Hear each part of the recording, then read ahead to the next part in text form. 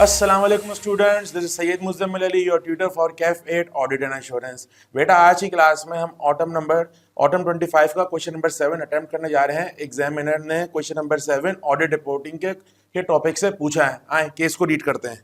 Question number 7, you are the audit manager at Almas and company Chartered Accountants appointed as the external auditor of Shifa Diagnostics Private Limited for the year ended 30th June 2025।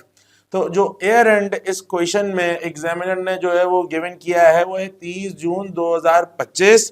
Audit firm का नाम है Almas and company chartered accountants और आप इस scenario में audit manager हैं जो शिफा diagnostics limited के ऑडिट पे ऑडिट मैनेजर हैं।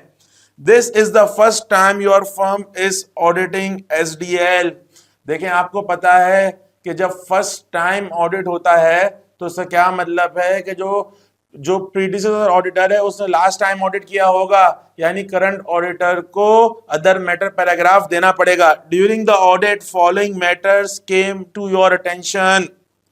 सबसे पहला मैटर क्या था? SDL capitalise ₹40 million incurred on renovating lease laboratory premises. The lease agreement for these premises is for 5 years. The amount includes ₹10 million related to decorative and branding expense. भाई एक point number 1 जो है वो आपसे discuss कर रहा है कि आपने 40 मिलियन जो है वो कैपिटलाइज कर दिए। 40 मिलियन में से 10 मिलियन की वो फिगर थी जो ब्रांडिंग एक्सपेंस से जो है वो डेकोरेटिव एंड ब्रांडिंग एक्सपेंस की है। तो आपको ये बात पता होनी चाहिए कि भाई एक्सपेंसेस कैपिटलाइज नहीं होते। चलें आगे चलें। SDL is currently involved in a legal case concerning the alleged use of expired chemicals. Management has disclosed this matter in the notes to the financial statements. However, it has been widely covered in the national media and has resulted in the temporary closure of the branch by the health regulator. SDL's profit before tax for the year ended 30 June 2025 is ₹90 million. कोई case चल रहा है SDL के ऊपर और SDL ने वो case जो है वो डिस्क्लोज कर दिया notes to the financial statements. अब इसकी रिक्वायरमेंट पढ़ते हैं। Evaluate the above situations and discuss their implications for the audit report. 12 marks. तो अब देखें स्टूडेंट्स, हम जो है ना डायरेक्टली जो है वो सवाल पे नहीं चले जाते, सोल्यूशन पे नहीं चले जाते।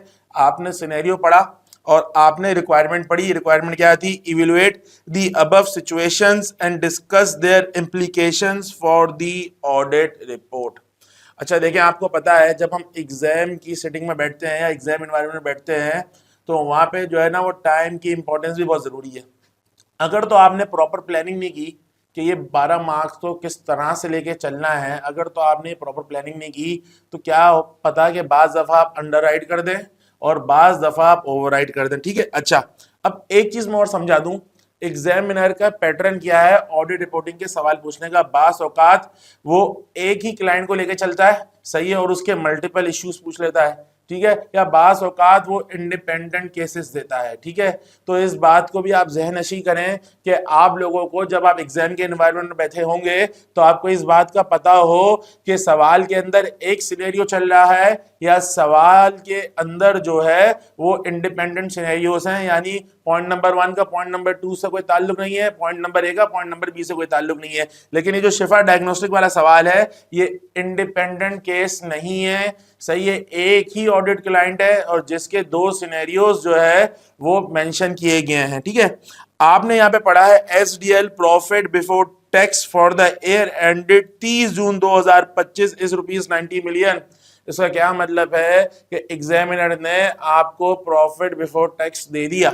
जब एग्जामिनर ने आपको प्रॉफिट बिफोर टैक्स दे दिया तो आपको इस क्वेश्चन में मटीरियलिटी कैलकुलेट करनी होगी। अब मैं हिसाब लगाऊं, अगर तो 12 नंबर का सवाल है तो कम से कम मैं ये सोच के चलूंगा कि 2 नंबर तो मुझे मटीरियलिटी कैलकुलेशन के मिलेंगे, पीछे बचे 10। अब आप सवाल पढ़ें, क्या बोल रहा है? Evaluate the above situations. सही है, एग्जामिनर आपसे साफ तौर पे कह रहा है कि आपको अबव सिचुएशंस को इवेलुएट करना है, तो हम बारी बारी अबव सिचुएशंस को इवेलुएट करेंगे। और उसके अलावा एग्जामिनर ने आपसे क्या पूछा है कि implications for the audit report. तो जो आपने इवेल्युएशन की है उसका ताल्लुक, उसकी इम्प्लीकेशन जो है वो ऑडिट रिपोर्ट पे क्या होगी, और साथ में जो वर्ब इस्तेमाल किया गया है वो डिस्कस किया गया है, यानी कि आपको सारे आउटकम्स जो हैं वो डिस्कस करने हैं। ये मैंने जो आपसे 1-2 मिनट बातें करी, ये मैंने आपसे इसलिए बातें करी कि अगर तो आपने रिक्वायरमेंट पढ़ने के बाद सही है विदाउट प्लानिंग पेपर अटेम्प्ट किया तो एन मुमकिन चांस है कि जिस बच्चे का बड़ा स्ट्रॉन्ग कॉन्सेप्ट होगा वो 12 नंबर की जगह कोई 14, 15, 18 नंबर का जो है वो जवाब दे देगा, लेकिन देने का फायदा ही नहीं है। फायदा इसलिए नहीं है क्योंकि अगर आपने यहाँ पे ज्यादा टाइम लगा दिया तो आपके बाकी जो सवाल है वो इम्पैक्ट कर जाएंगे। तो अब अगर मैं इस सवाल को लेके चलूं तो मुझे आज इस तारीख में पता है कि 12 नंबर के सवाल के लिए मुझे ऊपर वाले 2 सिनेरियो को क्या करना है, इवेलुएट करना है। ठीक है, उनके ऊपर देखना है कि भाई ऑडिटर उन 2 सिनेरियो को इवेलुएट कैसे करेगा। मेरे ख्याल से 3 से 4 नंबर होंगे इवेलुएशन के, और तकरीबन जो है वो 2 नंबर होंगे मटेरियलिटी कैलकुलेट करने के, और बाकी 6 से 7 नंबर होंगे सही है वो किस चीज के ऑडिटर की इंप्लीकेशंस के। ठीक है, ऑन दी ऑडिट रिपोर्ट। तो मुझे 12 नंबर का ब्रेकअप पता चल गया। ठीक है, अब हम स्टार्ट करते हैं। ठीक है, जब हमने सवाल पढ़ा तो सबसे पहली चीज जो आपको ऑडिट रिपोर्ट पे इंप्लीकेशन का पता चल गया वो इसलिए क्या पता चला कि सवाल के अंदर this is the first time, मैं दोबारा से रिपीट कर देता हूं, this is the first time your firm is auditing SDL। ठीक है, इसका क्या मतलब है कि आप जो है वो करंट ईयर में पहली दफा ऑडिट परफॉर्म कर रहे हो SDL का। ठीक है, और आपको पता है कि जब लास्ट ईयर के फाइनेंशियल स्टेटमेंट्स प्रीडिसेसर ऑडिटर जो है वो ऑडिट करते हैं, तो जब आप करंट ईयर की ऑडिट रिपोर्ट देंगे तो अदर मैटर पैराग्राफ डालेंगे। तो ये बात तो मैंने आपको बता दी। अच्छा प्यारे स्टूडेंट्स, भाई आपको कोई चीज भी जिसे कहते हैं ना, कोई चीज भी अपने दिमाग से नहीं लिखनी।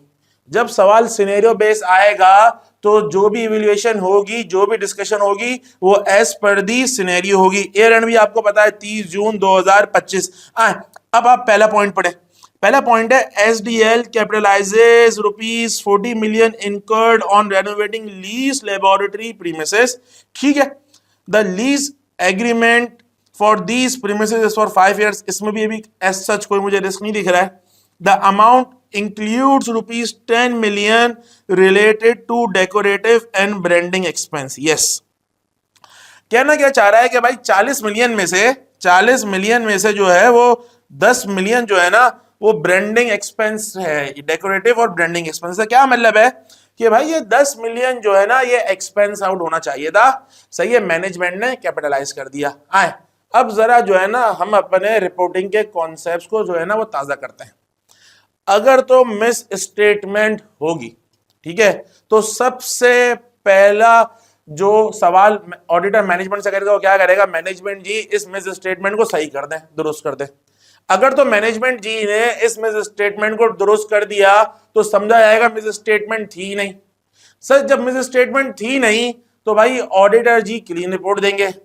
अगर तो ऑडिटर जी ने मैनेजमेंट जी से रिक्वेस्ट करी कि इस मिस स्टेटमेंट को आप करेक्ट कर दें, मैनेजमेंट ने इस मिस स्टेटमेंट को करेक्ट नहीं किया, तो फिर ऑडिटर जी इसका इंपैक्ट देखेंगे कि इंपैक्ट मटेरियल है या इंपैक्ट परवेसिव है। अगर तो इंपैक्ट मटेरियल है तो क्वालिफाइड ओपिनियन देंगे, और अगर तो इंपैक्ट परवेसिव है तो एडवर्स ओपिनियन देंगे। मिस स्टेटमेंट के केस में आपको पता है कि सिर्फ 2 ओपिनियन आ सकते हैं। वो 2 ओपिनियन क्या है, या तो क्वालिफाइड या तो एडवर्स। ये तो मैंने आपको जो है जो लॉ है वो लॉ मैंने रिवाइज करा दिया। अब इस सिनेरियो से इस लॉ को लिंक करते हैं।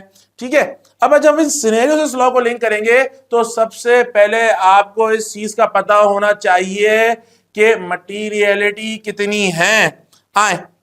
सवाल से, हर चीज सवाल से करेंगे स्टूडेंट्स, इजी हो जाए। सही है, ऑडिट रिपोर्टिंग सही है, उसमें अगर 10 नंबर है तो पूरे 10 मिलेंगे।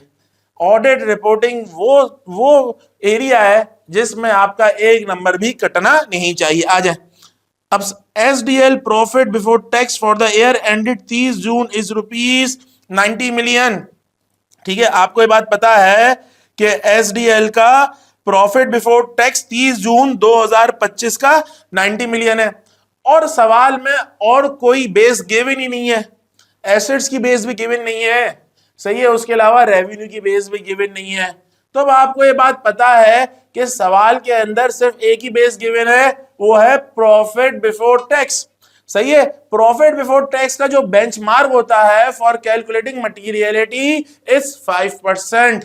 सही है, तो ऑडिटर जी 90 मिलियन जो कि प्रॉफिट बिफोर टैक्स है multiply by 5% is equal to ₹4.5 million.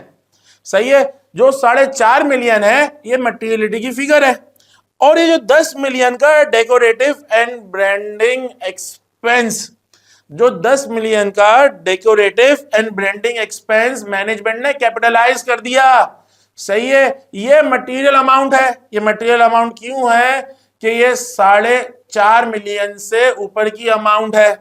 ठीक है, तो अब इसका क्या मतलब है कि मिस स्टेटमेंट तो एग्जिस्ट कर गई है, ठीक है, और मटेरियल मिस स्टेटमेंट एग्जिस्ट कर गई है। आप कैसे समझे मटेरियल मिस स्टेटमेंट एग्जिस्ट कर गई है? आपने मटेरियलिटी को देखा, मटेरियलिटी थी 4.5 मिलियन की और अमाउंट थी 10 मिलियन की। चूंकि अमाउंट 4.5 मिलियन से ज्यादा है, 10 मिलियन की अमाउंट है, तो आप ये समझ चुके हैं कि ये मटेरियल मिस स्टेटमेंट है। और दूसरा फैक्टर, अब आपको ये चीज चेक करनी है कि आया इसका इंपैक्ट परवेसिव है या परवेसिव नहीं है।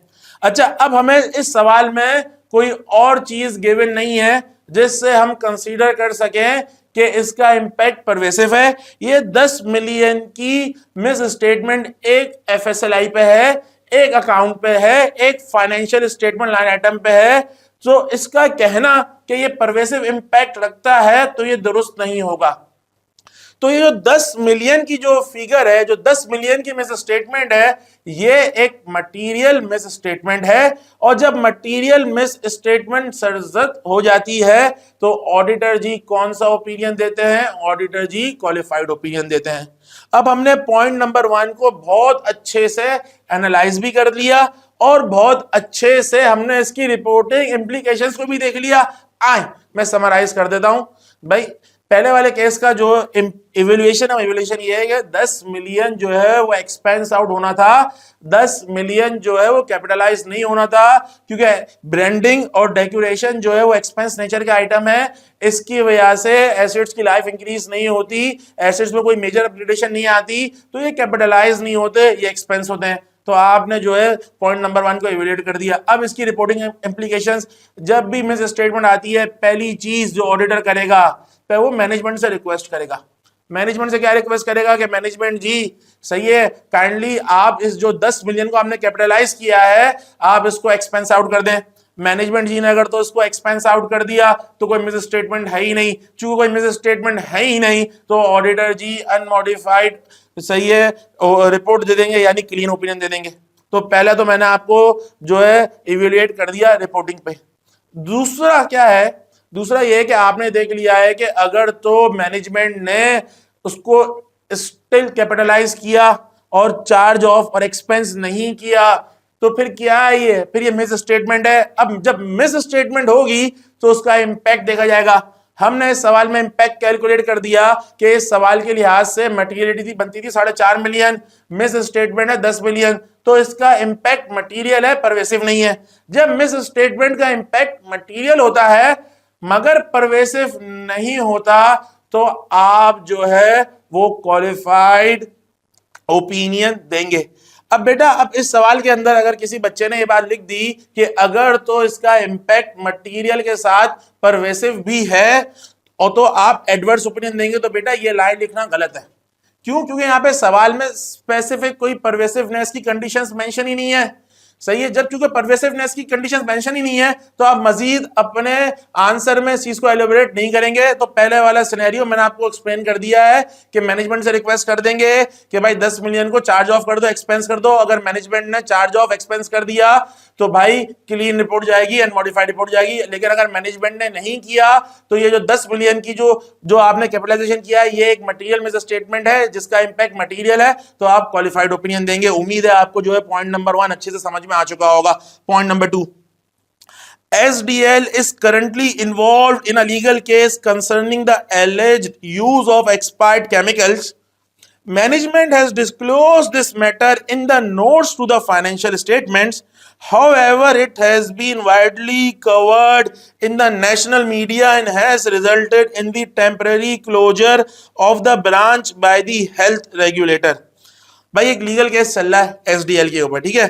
एसडीएल वालों ने क्या किया, एसडीएल वालों ने उस लीगल केस को जो है ना, उस लीगल केस को properly notes to the financial statements में डिस्क्लोज कर दिया। तो अब स्टूडेंट्स आपको ये बात पता है, जब केस को प्रॉपरली डिस्क्लोज कर दिया जाए तो वो मिस स्टेटमेंट में शुमार नहीं होता, ठीक है। चले वैसे ही मैं आपको एक स्टेप अहेड लेके चले जाता हूं।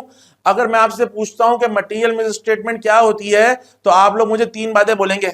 मटेरियल मिस स्टेटमेंट होती है इनकरेक्ट अकाउंटिंग पॉलिसी, उसके अलावा incorrect application of accounting policy, सही है। सबसे पहली चीज क्या होती है भाई, आपकी अकाउंटिंग पॉलिसी ही गलत हो। दूसरी चीज क्या होती है कि आपकी पॉलिसी तो सही हो लेकिन उसकी एप्लीकेशन जो है वो गलत है। तीसरी चीज क्या होती है, इनएडिक्वेट, इनसफिशिएंट, इनकम्प्लीट डिस्क्लोजर्स। तो इस वाले केस के अंदर चूंकि ना ही इनएडिक्वेट डिस्क्लोजर था ना ही इनसफिशिएंट डिस्क्लोजर था, सही है, प्रॉपर डिस्क्लोजर मेंशन था, तो ये मिस स्टेटमेंट शुमार नहीं की जाएगी। लेकिन तब भी ये एक यूजर्स के लिए फंडामेंटल चीज है, तो ऑडिटर को ऑडिट रिपोर्ट में तो कुछ ना कुछ बताना पड़ेगा। अब ऑडिटर के पास क्या क्या ऑप्शंस हैं इस पूरे सिनेरियो को ऑडिट रिपोर्ट में डाल लेके, दोबारा समझे, कोई मसले वाली बात नहीं है, दोबारा से मैं आपको समझाता हूं। मिस स्टेटमेंट जो है वो तीन कैटेगरीज में होती है, या तो अकाउंटिंग पॉलिसी गलत है। फॉर एग्जांपल एक आपकी पॉलिसी है inventory should be recorded at lower of cost और एनआरवी, सही है, इन्वेंट्री रिकॉर्ड होनी चाहिए, सही है, कॉस्ट या एनआरवी जो भी कम होगा, लोअर ऑफ कॉस्ट और एनआरवी, सही है। IAS 2 की क्या है ये पॉलिसी, सही है। अब मिस स्टेटमेंट इस पॉलिसी में कैसे हो जाएगी कि कंपनी कहे भाई मैं IAS 2 की पॉलिसी को रद्द कर देती हूं, मानती ही नहीं हूं, सही है। जब मैं IAS 2 की पॉलिसी मानती नहीं हूं, मेरी अपनी एक नई पॉलिसी है, वो मेरी पॉलिसी क्या है, inventory should be recorded at selling prices, तो बेटा ये मिस स्टेटमेंट है, बहुत बड़ी मिस स्टेटमेंट है, ठीक है। मिसाल चेंज, मैंने क्या बोला, पहली चीज क्या, इनकरेक्ट अकाउंटिंग पॉलिसी, एग्जांपल के साथ भी समझा दिया। दूसरी चीज क्या थी, incorrect application of accounting policy. इसका क्या मतलब है कि आपकी अकाउंटिंग पॉलिसी तो बिल्कुल सही है, आप अपने पीपीई को जो है वो डेप्रिशिएट कर रहे हैं, लेकिन यूजफुल लाइफ 5 साल के बदले आपने 10 साल ले ली। अब आपकी पॉलिसी जो है वो गलत नहीं है भाई, पॉलिसी के हिसाब से आप सही डेप्रिशिएट कर रहे हो, लेकिन यूजफुल लाइफ 5 साल थी और आप क्या कर रहे हो, 10 साल से जो है डिवाइड कर रहे हो। तो बेटा आपने यहाँ गलती करी, लेकिन अब ये गलती अकाउंटिंग पॉलिसी की नहीं थी, ये गलती अकाउंटिंग पॉलिसी की एप्लीकेशन की थी, तो ये भी मिस स्टेटमेंट है, ठीक है। और तीसरी मिस स्टेटमेंट क्या है, इनकरेक्ट इनसफिशिएंट डिस्क्लोजर, यानी आरपी का डिस्क्लोजर नहीं दिया, यानी उसके गोइंग कंसर्न का, मटेरियल अनसर्टेनिटी का डिस्क्लोजर नहीं दिया, तो ये भी मिस स्टेटमेंट है। जब मिस स्टेटमेंट होती है, सही है, तो आपका ओपिनियन क्या होता है, मॉडिफाई होता है।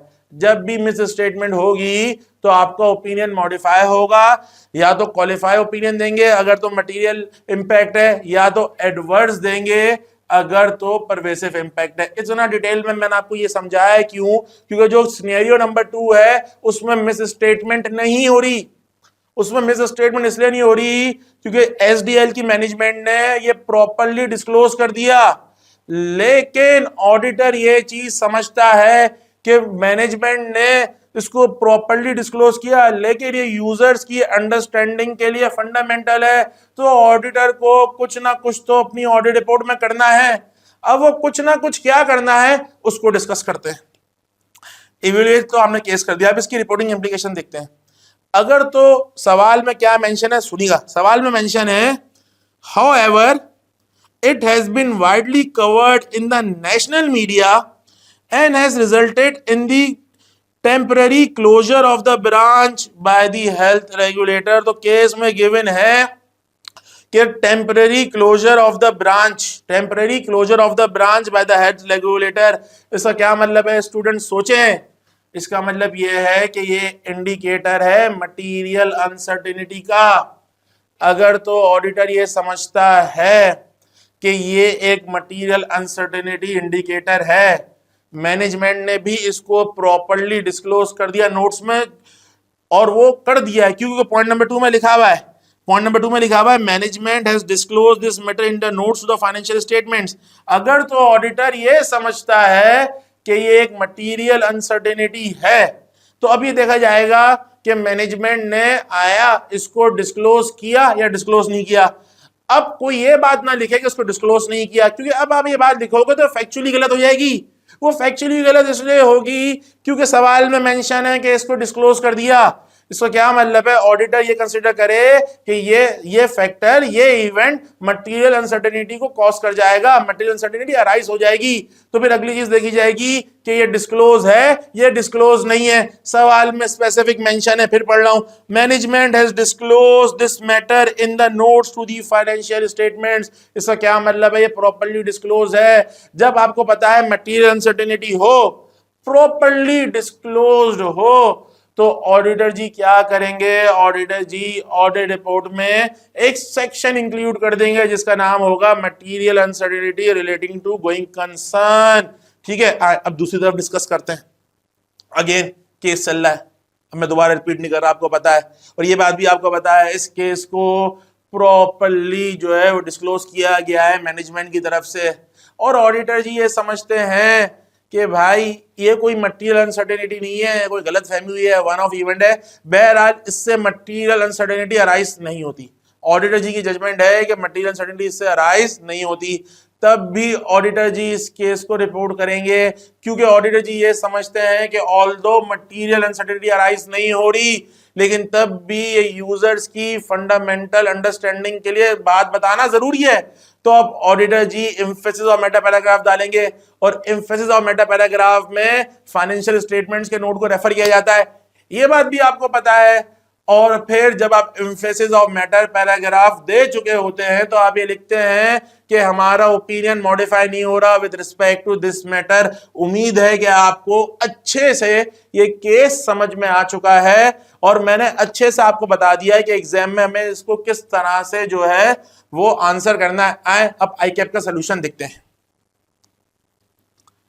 Evaluation of the scenario, improper capitalisation of PPE, decorative and branding expenses generally do not meet the asset recognition criteria as they do not enhance the functionality or lifespan of the asset. The capitalization of rupees 10 million in non-qualifying cost is therefore a misstatement as they should have been expense in the period, जो कि हमने discuss किया। आईकैप भी हमारी discussion से मुत्तफिक है। Legal case, point number 2, the legal case involves serious regulatory and reputational implications. Though management has disclosed it adequately, the matter is fundamental to users' understanding of the financial statements due to the level of public attention and operational disruption caused temporary closure of the branch.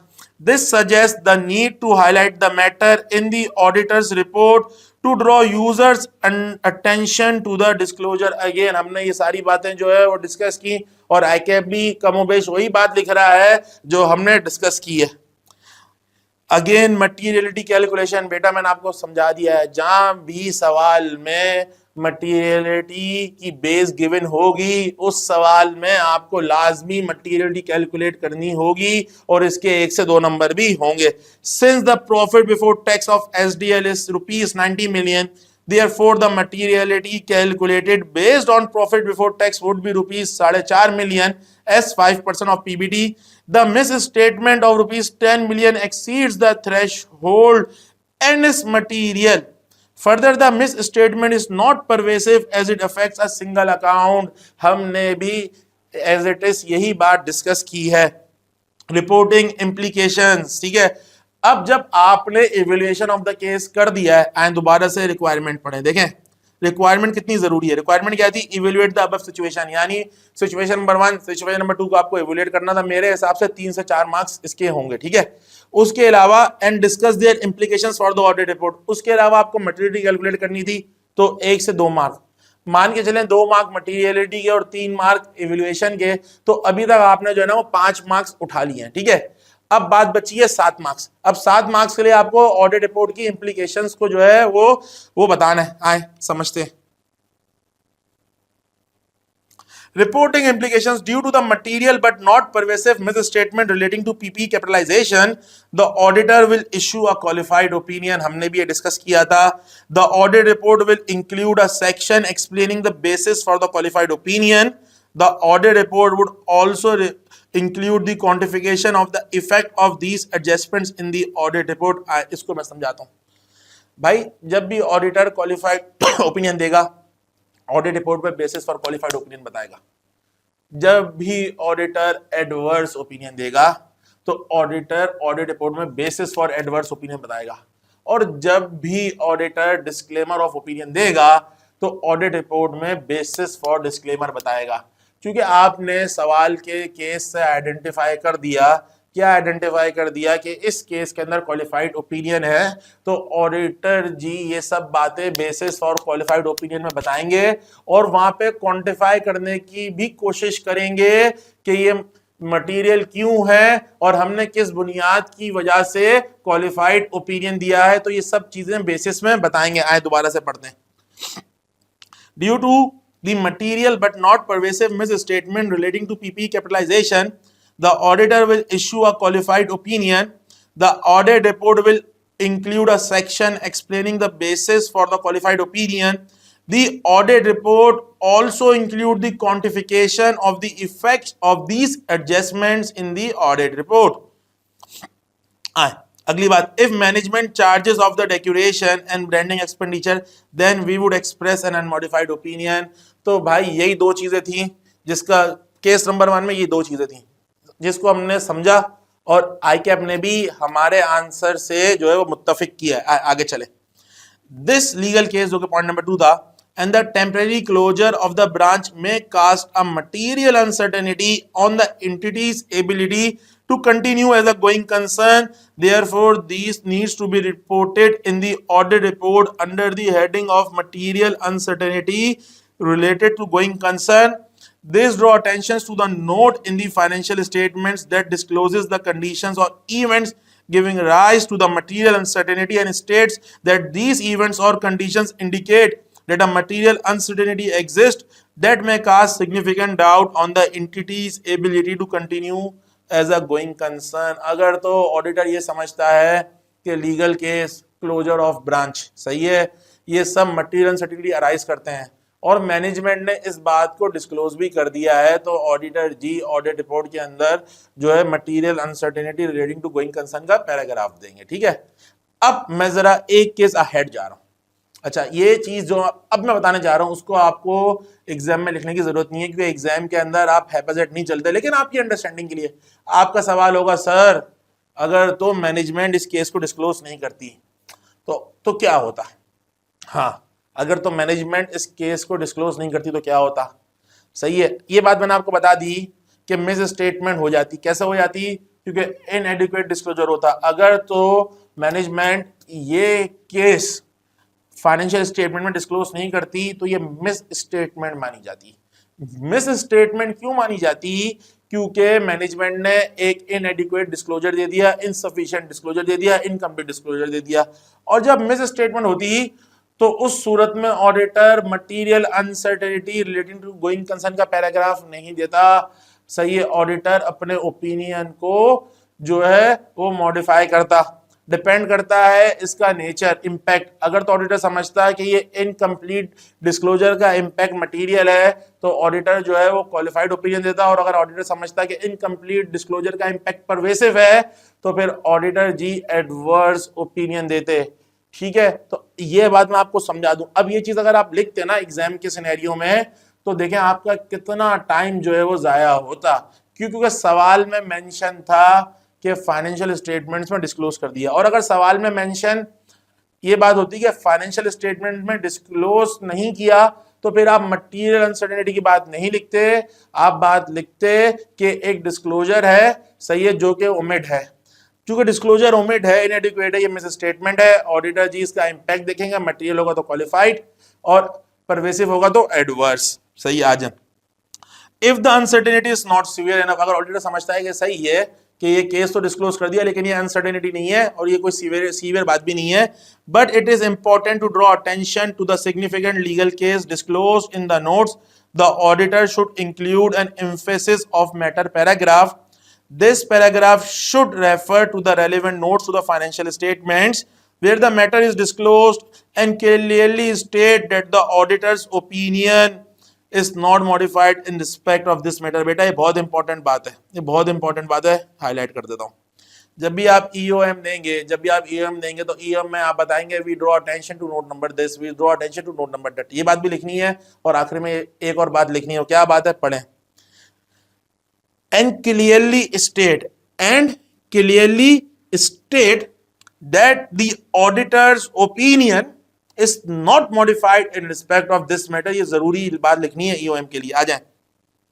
Since it is the first year of audit, it is a matter other than those presented or disclosed in the financial statements that is relevant to users' understanding of the audit, as the previous financial statements were audited by another auditor.